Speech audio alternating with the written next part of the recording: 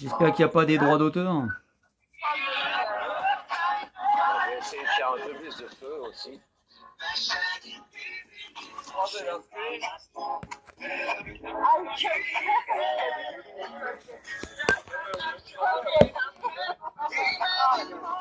Donc nous sommes sur Signal en direct de la Géorgie avec Orlando. Comment tu dis? Nous sommes en direct de la Géorgie avec Orlando sur Signal. Alors c'est non seulement une ambiance typique géorgienne au niveau de leurs éclats. Bon, on voit pas le feu, on voit rien du tout. Si tu peux montrer un truc. Ouais, on voit presque rien. Alors il y a la pleine lune qui est cachée. Non mais ça c'est trop petit. Ouais mais là on voit que dalle, ça va trop vite, ça bouge trop, c'est pas bon. On dirait un ovni. Tu vois pas la pleine lune là? Non mais ça, il bouge comme un asticot ton truc, alors c'est pas la peine. Ouais, on voit la pleine lune, on voit un point blanc. Ouais. Et regarde le feu. Voilà, alors, voilà, filme mieux le feu. Le feu c'est mieux. Voilà. Mais il est pas centré le feu. À faire le feu qui sèble. Et voilà. Bon, c'est pas grand chose au niveau lumière. D'ailleurs, je vais essayer de faire une grande flamme. Alors, je vais ramener un peu de paille. Ça va faire un grand, mais quelques secondes suffiront pour que normalement ça éclaire un peu la scène. Alors, je vais essayer de trouver. Alors t'as bougé un peu Orlando ou t'as levé le camp, t'es toujours au même endroit? Alors, je suis toujours au même endroit parce que les gens continuent de reporter leurs promesses, de me faire, comment dire, avoir de l'espoir, me donner de l'espoir, ce qui est très gentil, mais finalement ça se transforme en déprime, et non pas désespoir, mais un bon coup de déprime, parce que pour le moment il n'y a rien. Alors cette bonne femme qui avait son terrain génial à me faire profiter, qui m'invitait dessus, qui était même prête à payer le transport. Alors là, je sais pas ce qui se passe, mais elle a eu, bon, d'abord le Covid, ensuite son mari, il a ramassé des champis qui étaient pas du tout les bons. Donc elle est tombée malade, elle a dû faire des jours d'hôpitaux pour intoxication grave. Et puis là, ça fait déjà 4-5 jours qu'elle me dit qu'elle est bien, que tout va mieux, mais qu'elle allait s'occuper donc de cette affaire. Et puis finalement, en fait, non, ça fait déjà 7-8 jours maintenant elle rappelle pas, elle n'envoie pas de message. Alors, je sais pas ce qui se passe. Je vais faire une grosse flamme, là. Alors, je sais pas si on voit pas du tout le feu, hein. On voit rien du tout, hein. On voit pas le feu. Il est en haut, il est en haut de l'écran à droite. Là, c'est un peu plus centré, mais faut que tu bouges un peu plus sur la droite, là, où je sais pas où. Ouais, on voit que ça crache pas mal, là. Ah, il faut que tu le tiennes vertical, ton téléphone, parce qu'il est, je sais pas ce que t'as fait. Oh, attends, c'est moi qu'il faut que je le mette vertical, je sais pas.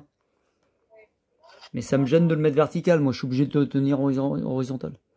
Alors les amis, en français, les amis, mes gros brevis.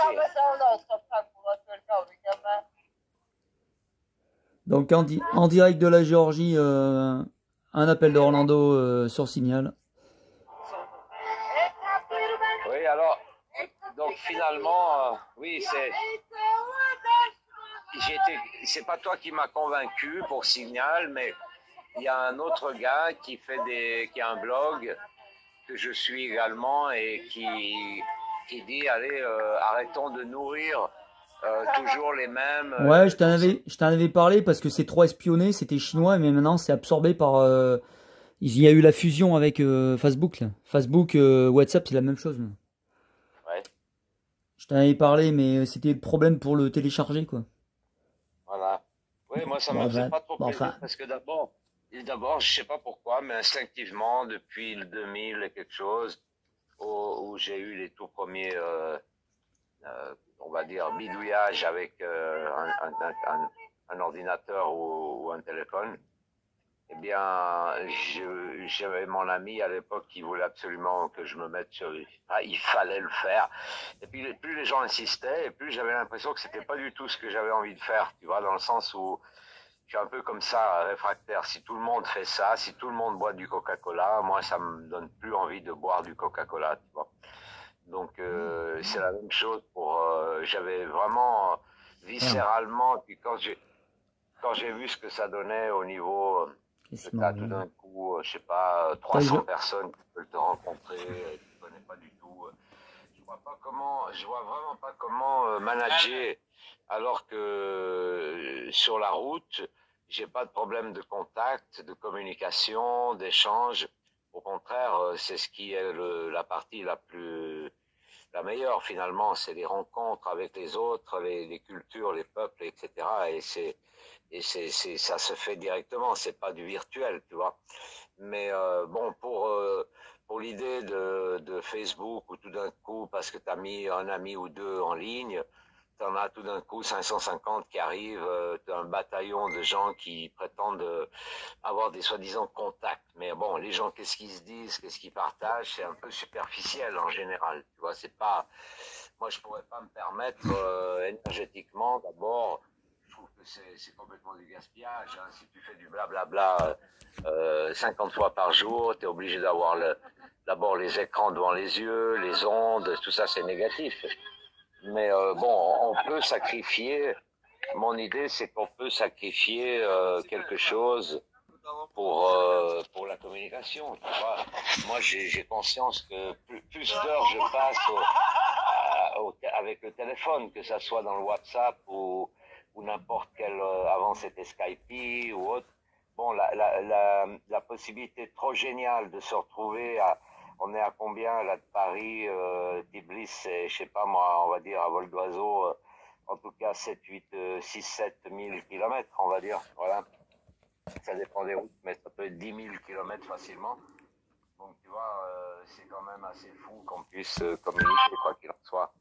Donc je sacrifie un peu, mais pas trop, faut pas non plus exagérer, hein. L'overdose, elle est pas bonne, hein, pour personne, de n'importe quoi qu'on overdose. Ouais, et les chameaux, et les bestiaux, le chien, le chat, comment ils vont? Ça va? On n'arrête pas de me voler des chèvres, là, c'est devenu vraiment horrible. Ils ont faim pour les bouffer, quoi. Ben non, c'est des espèces de petits trous du cul, tu vois, qui ont rien d'autre à faire, qui savent pas les voler les riches, qui ont peur parce que chez les riches, t'as des barrières, des caméras électroniques et tout ça. Alors que dans un accampement de nomades, il n'y a rien, on n'a aucune protection, il n'y a pas de barrière, j'ai rien qui ferme, je peux pas fermer une porte ni à clé, ni même quoi que ce soit. J'ai des tapis à l'entrée, tu vois, pour de l'attente, et puis voilà, quoi, c'est ma porte. Donc n'importe qui peut rentrer, ou simplement quand je vais acheter du pain ou quelque chose au village, ou même carrément à la ville quand je vais faire le grand marché, eh bien, ils en profitent pour me voler parce qu'ils savent que je suis parti, ils observent les allées et venues, ils connaissent mes chiens.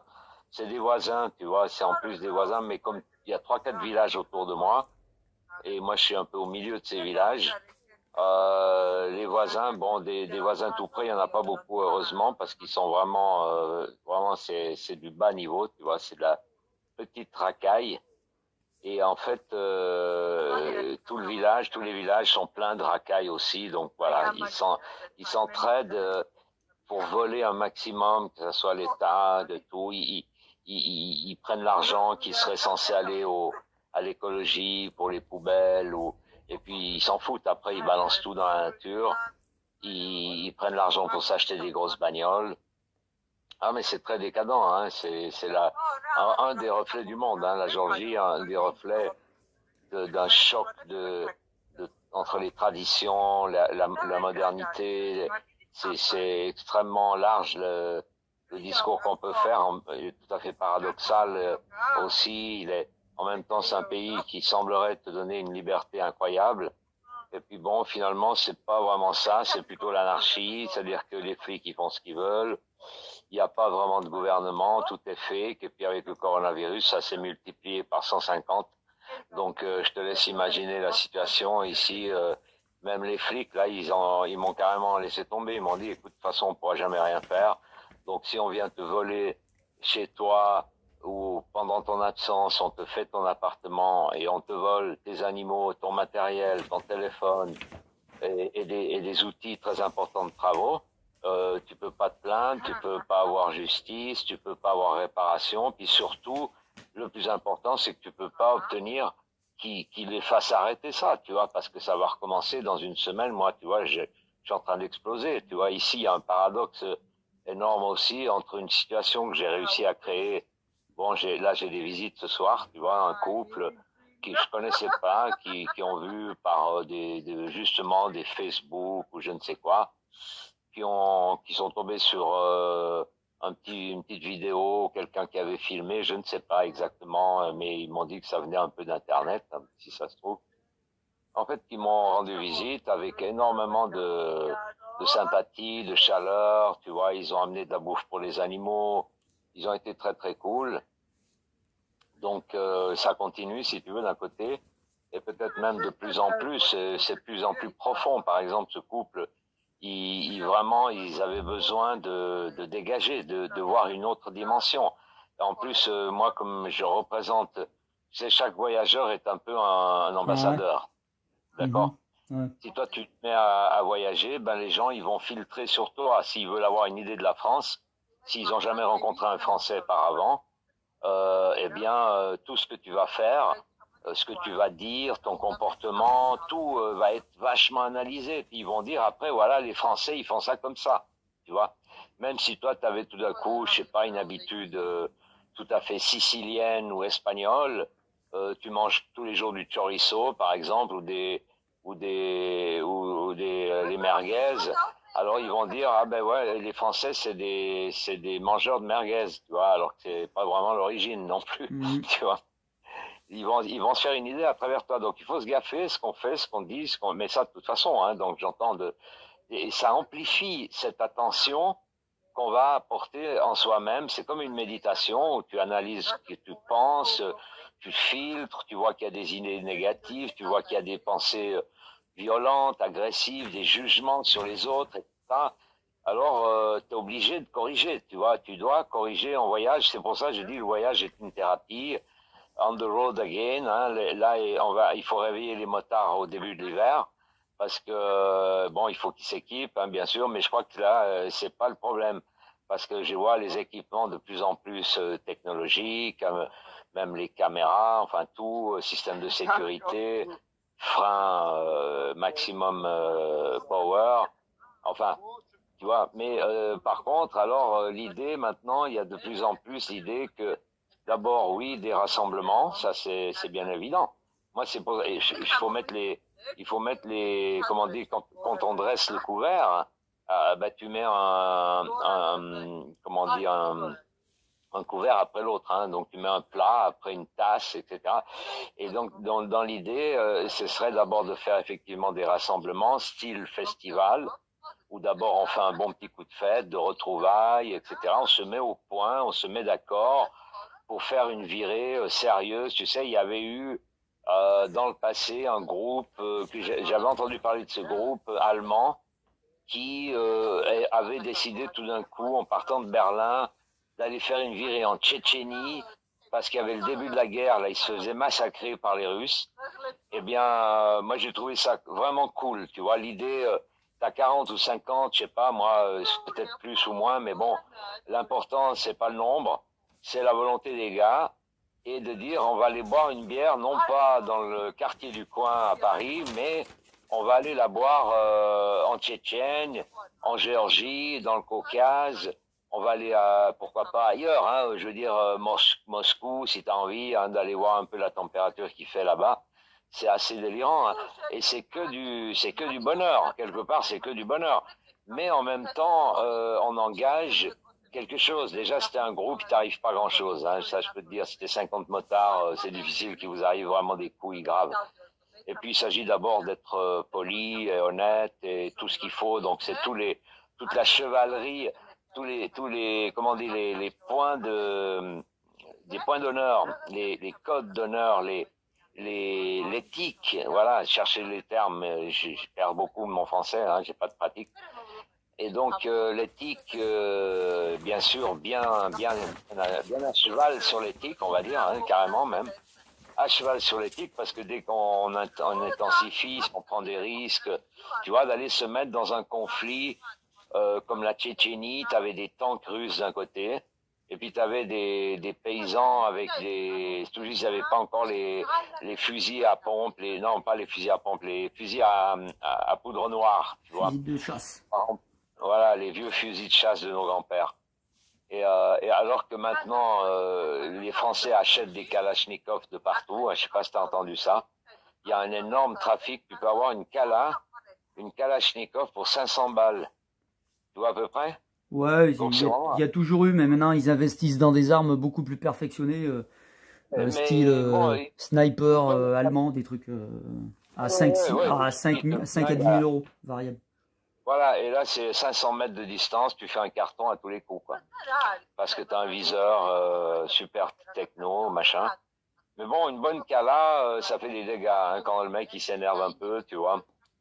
Donc imagine que les gens maintenant en France, ils s'arment de plus en plus, c'est quand même assez fou. Hein. Il y a une conscience collective de dire, bon, allez, on va pas rester sur le carreau, on va s'équiper, il y a une idée d'équipement, de survival, de dire, attends, on va pas laisser des petits connards qui veulent te picouser ou te macouser, tu vois, venir te faire violence dans ta famille, il ferait beau voir, tu vois, s'ils arrivent dans certains coins, je crois qu'ils vont se faire vraiment descendre avant d'arriver au village, tu vois, ils vont se faire flinguer, quoi. Mais il semble que ça va vers cette dictature de plus en plus serrée, tu vois. Ils ont tout simplement appliqué une règle psychologique, hein, c'est on utilise les douceurs, hein, donc le morcellement. Et tout à l'heure, j'écoutais Antoine sur Switch, il parlait du morcellement. Donc, t'as le grand chef d'État, enfin, t'as déjà l'OMS, là, ou compagnie, là, qui c'est moitié une boîte privée, puisque c'est financé à X% par Bill. Et puis après, tu as le président, il délègue tout. Au ministre, qui délègue aux chefs d'entreprise et compagnie. Et ils appliquent tous. Et comme ça, petit à petit, tu te retrouves en cabane dans des camps, des grands camps. Ouais. Voilà. Parce que chacun a fait son petit travail de son côté. L'autre, il a arrêté l'autre il a amené l'autre au camp. Et puis le chef de prison, bah, il reçoit des gens qui rentrent. Et puis voilà. C'est le technique du morcellement. C'est ce qu'ils font à chaque guerre. Ouais, et puis il y aura les expérimentations sur humains.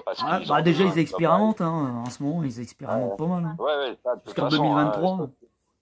Au niveau psychose, ils ont bien travaillé. Effectivement. Ils ont bien lavé le cerveau à l'endroit, à l'envers.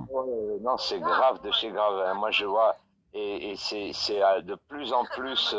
Tiens, parle-nous du passe-passe là-bas. Il y en a pas. C'en est où la picouse obligatoire? C'est la gabegie complète. Moi, je suis dans un coin en fait de la Géorgie à terre tirée. Bon, ça se sent pas trop, hein. Mais il y a un allègement déjà du masque, ça c'est clair. Maintenant, on voit bien. Il y a ceux qui en ont plein le dos, tu vois vraiment, mais plein, qui enlèvent ce masque et disent bon, allez, ça va. Pourquoi vous êtes obligé de le mettre dans la rue? Bah oui, il y aurait ça. Non, parce que nous, ça fait longtemps qu'on le met plus dans la rue. Par contre, il faut le mettre quand tu rentres dans une boutique.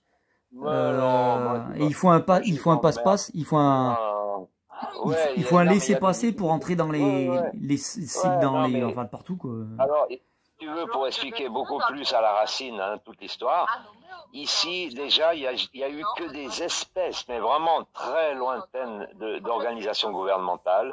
Si tu prends, bon, il y a eu le fameux Saakashvili qui a fait des siennes. Il est devenu d'ailleurs, il a fait carrière politique dans différents pays. Il était président de la Géorgie, mais après il était sénateur pas de la Biélorussie, de l'Ukraine. Il a été un sénateur d'Ukraine. Et puis il a été accusé effectivement tellement de fois de mafia, de trafic, de pots de vin, de corruption, que bon, là on sait plus où il est, puis ils l'ont arrêté là dernièrement, ils veulent le foutre en prison à vie, il a effectivement assassiné des gens, mais bon, pour dire, c'est du fake, hein, c'est du complètement fake, ça ressemble à rien du tout.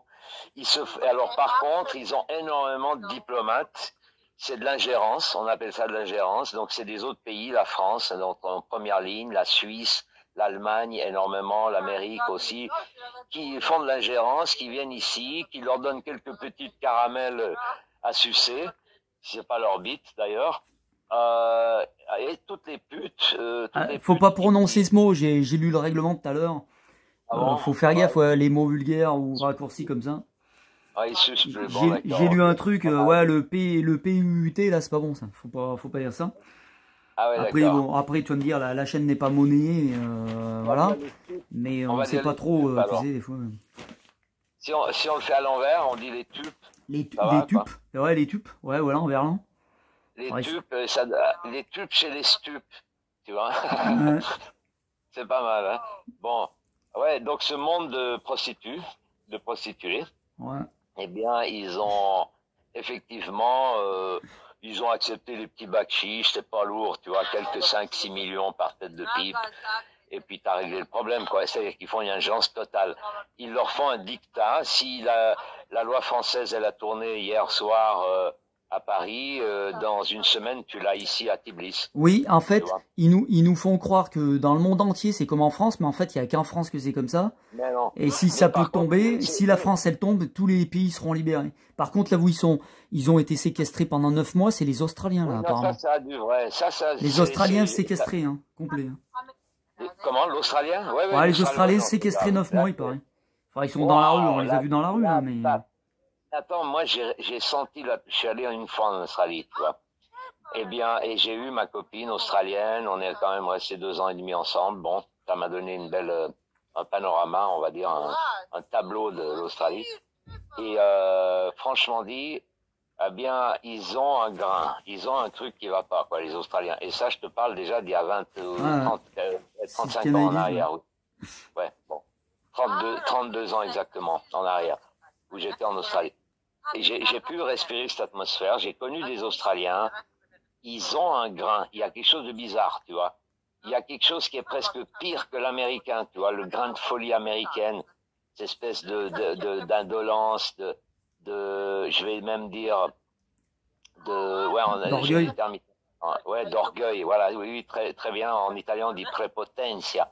C'est aussi de faire un abus de pouvoir, en quelque sorte, tu vois. Tu te crois toujours plus fort que ce que tu es, etc. Et puis alors, ils ont une manie, mais alors là, ils sont vraiment psychopathes, malades. C'est de te contrôler. Et imagine qu'il y a donc 30 ans de ça, passé 30 ans, ils te contrôlaient sous les ongles en rentrant dans le pays. Donc, quand tu rentrais passer une frontière, eh ben, ils allaient regarder sous tes ongles. J'ai entendu parler de ça, ouais, tu m'en as peut-être déjà dit. Ouais. Tu vois, la parano totale que tu puisses apporter des microbes. Donc, ils t'obligeaient à te super savonner avec des super produits détergents. Ah bah c'était le conditionnement, ils mettaient en place le conditionnement, quoi. Et si le type, il avait encore un t-shirt un peu crado, ben là, il le prenait de force, il le balançait dans une énorme douche à Karcher. Il te le karcherait à l'entrée du pays. Voilà, la bienvenue, cool, quoi. Déjà, tu vois à peu près comment les lois, ils étaient fichus, quoi. Bah, tu vois déjà ce qui se prennent, bah voilà, c'est un retour des choses. Hein. C'était du fanatisme, déjà, à l'époque. On parle d'il y a 30 ans, hein, passé.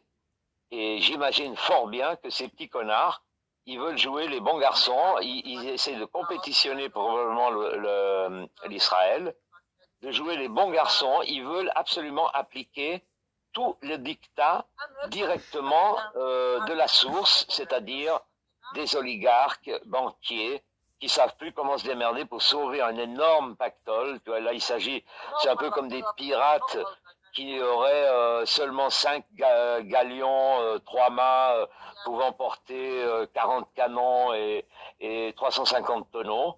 Donc, ils ont rempli leurs tonneaux d'or et pierres précieuses, mais il y a encore énormément à sauver, tu vois. Donc, là, ils sont dans la merde. Ils savent pas comment sauver le pactole, tu vois, parce qu'il va y avoir un crash.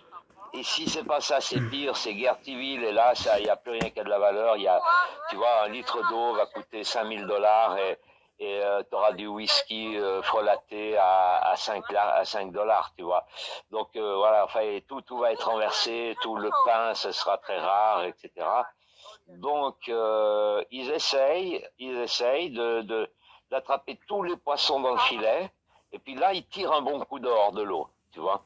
Il y a vraiment une opération qui est en train de se faire comme ça, c'est d'essayer de rassembler. Et qui sont les victimes principales? La média bourgeoisie. Et toi, tu sais que tu fais partie maintenant de la moyenne bourgeoisie. Tu vois, maintenant, on joue tout le temps avec les termes. Ils me font chier. Tu vois, souvent les Français, ils m'emmerdent les oreilles parce que ils jouent trop avec le sens des termes. Tu vois, par exemple, doping et drogué. Alors, personne ne voit la différence parce qu'en anglais, c'est exactement le même terme. Doping, c'est doping. Tu vois, il n'y a pas de drogués et dopés, tu vois. Alors, les sportifs qui se cartonnent avec des amphétamines, des super excitants qui sont extrêmement graves au niveau de la destruction du corps, des cellules et tout ça, eh bien, eux, ils se dopent. Tu vois, ça fait un truc très propre, on dirait même que c'est recommandé par le docteur. Tandis que ceux qui fumeraient éventuellement un joint de passent dans la catégorie des sales drogués qui se traînent par terre, qui travaillent jamais, etc. Alors que c'est pas du tout vrai, tu vois. Mais bon, on joue avec les termes, tu vois, ça fait chier et c'est comme ça. Alors moi, je remets les choses à leur place, les points sur les i. C'est-à-dire, la bourgeoisie, c'est quoi? C'est toute personne qui vit dans une maison. Voilà. Parce que maison égale mur, mur égale tombeau, tombal. Ouais, tombal, ça c'était les premiers. Hein. Les premières pierres des tailleurs de pierre, c'était pas pour des vivants, hein, c'était pour des temples, dolmens, temples, édifices aux morts et autres. Mais c'était pas, on n'allait pas imaginer qu'on allait faire une maison avec 1,50 m de mur pour chaque individu. C'était pas pensable, tu vois. Chacun aurait son 8 pièces avec des murs d'1,50 m. Je sais pas si tu vois à peu près la consommation d'énergie et de tout, quoi, d'exagération, de tout, quoi. Quand tu vois les Japonais qui ont des maisons, ils vivent dans un pays qui est quand même assez froid, hein. Il y a le sud et le nord, hein, mais dans le nord, ça pèle grave, quoi. Et ben, ils ont toujours des maisons quand même assez légères, tu vois. Les murs sont souvent faits de carrément du papier ou du papier de riz ou des bambous, tu vois. Et bon, ils ont une technique de vie. Par contre, c'est très bien isolé au fond. Ils ont 30 cm de tatami. Et c'est un brodage super compliqué, tu as différentes couches de paille, de roseau, ils savent les matériaux qui sont extrêmement mous, moelleux, donc quand tu marches, tu es à pieds nus, tu rentres pas avec les chaussures, hein, évidemment, chez les Japonais, mais tu peux te trouver très confortablement dans une maison qui est pas forcément d'1,50 m de mur, tu vois. Nos châteaux étaient 3,50 m. On a des châteaux construits en France, c'est à des murs de 3,50 m dans les fondations, hein. Tu sais, hein, ça. Mm-hmm. Ce qui est quand même fou quand tu penses, mais bon. Alors voilà, t'as le bourgeois, donc ça c'est le bourgeois, bourg, celui qui vient du bourg. Du bourg, le bourg. Voilà, bourg, la ville, le village, la ville, le groupe de maisons, c'est déjà un petit bourg, tu vois. Et puis t'as la grande bourgeoisie des grandes villes, etc. Moi je fais pas la différence que les gens font aujourd'hui entre ces termes, parce que je les reprends au sens latin, au sens original. Donc le bourgeois, celui qui vit dans la maison. Maintenant, eux, ils se divisent en 2 ou 3 catégories. Donc tu aurais les oligarques, ceux qui ont des milliards. Ah, mais mes amis vont partir. Attends, je te rappelle plus tard. Alors écoute, je vais devoir saluer les amis là. Ah, oui, d'ailleurs on est à 27 minutes et il vaut mieux refaire une autre vidéo voilà. Si tu rappelles. D'accord, ouais, c'était sympa. Hein, mais sinon on rappelle, maintenant voilà, maintenant je vais t'enregistrer et c'est moi qui t'appelle un autre jour, ou je sais pas quand. Oui, j'étais un peu triste hein, qu'on perde le... Ouais, j'ai vu que tu tentais de m'appeler. Il est quelle heure chez toi actuellement? Ici... 22h, 23h. Oui, ça doit être ça. Ah, il fait nul. D'accord. Il fait froid, non? 5 degrés, 9? Non, peut-être... Bon, dans la nuit, ça descend un peu. Non, mais maintenant, alors qu'il est là. Parce que nous, il fait pas chaud, pareil. Il y a plus que ça, il y a une quinzaine de degrés. D'accord. Écoute, tu dis une bonne soirée à tes potes. Et... Oui. Voilà. You have a salutation from Paris. My friend said you hello. Bye bye. Hello. Bye bye. Ok. So, good night. Good night. Yes. Good night. Arrivederci. Arrivederci. Bonne arrivée d'air frais. Salut Orlando. Ciao. Salut Chamonix. Bye. Ciao.